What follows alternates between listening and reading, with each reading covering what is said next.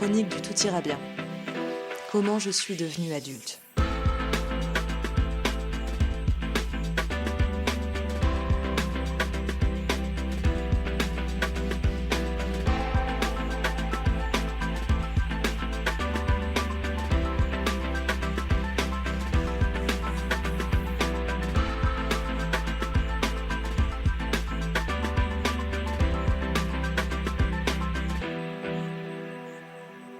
« 2018.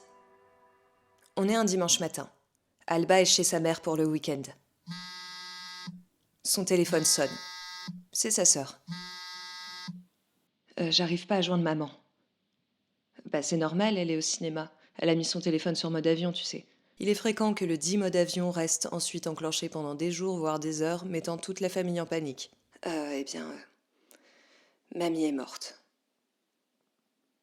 Alba s'assoit sur les marches. Sa mère va finir par rentrer et il va falloir que ce soit elle qui lui annonce la nouvelle. Alba est triste, oui, mais soulagée aussi. Plus de souffrance. Sa grand-mère n'aurait jamais supporté de se voir comme ça, elle qui était si coquette et permanentée. Alzheimer, une déchéance lente jusqu'au néant, mais toujours en vie. Alba entend sa mère se garer, le garage se fermer. Ah, ma chérie, c'est dur de perdre sa grand-mère. Sa mère la prend dans les bras. Alba hésite à lui faire remarquer que c'est avant tout sa mère aussi. Le détachement de cette femme sera toujours aussi surprenant. Quelques jours plus tard, Alba entre dans le funérarium avec sa mère. C'est une première pour elle. La première fois qu'elle voit un corps mort aussi. Le frère de sa grand-mère veille le corps en mode diva avec option effusion de larmes. Il a toujours été la drama queen de leur génération.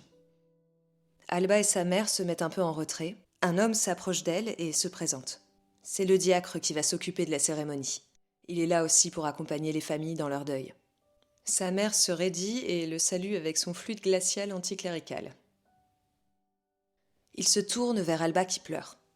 « On va faire une belle cérémonie pour mamie. » Alba a une notion assez obscure de ce qu'est un diacre.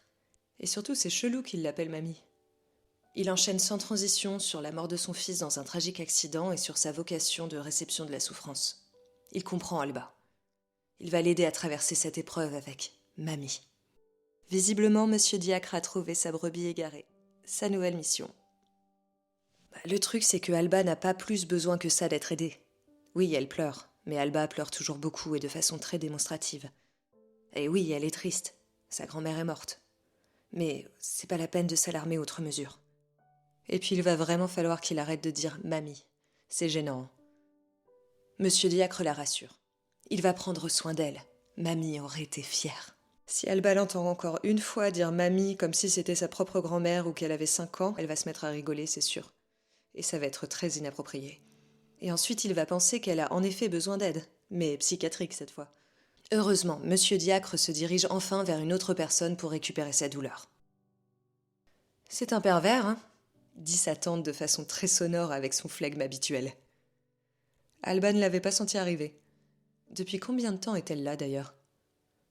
Heureusement, Monsieur Diacre ne semble pas l'avoir entendu, lui.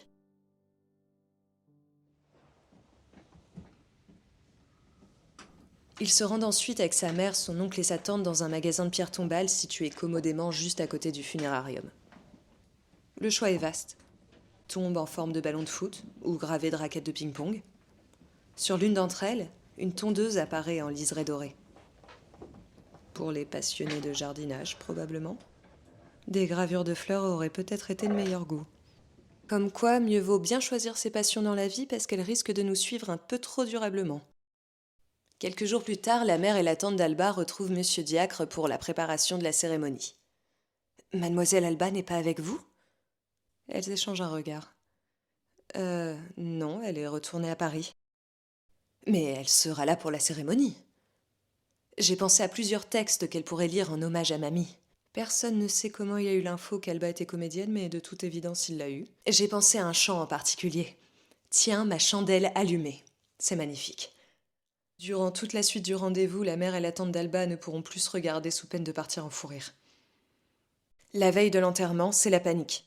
« On ne peut plus enterrer mamie. » « Comment ça ?»« Bah oui. Mamie a acheté la concession dans les années 50 et Mamie, dans les années 50, n'avait pas le droit d'avoir un chéquier ou un compte en banque. Tout est au nom de son premier mari. Et la mairie vient juste de percuter. Pour enterrer Mamie, il va donc falloir retrouver Papy. Et vite. Heureusement que depuis quelques années, on a une idée plus ou moins vague d'où il se trouve. Chronique du Tout ira bien est une série déstructurée, conçue, écrite et interprétée par Clara Benoît Casanova. Générique, Pierre Cossard. Cover, Morgane Gurlier.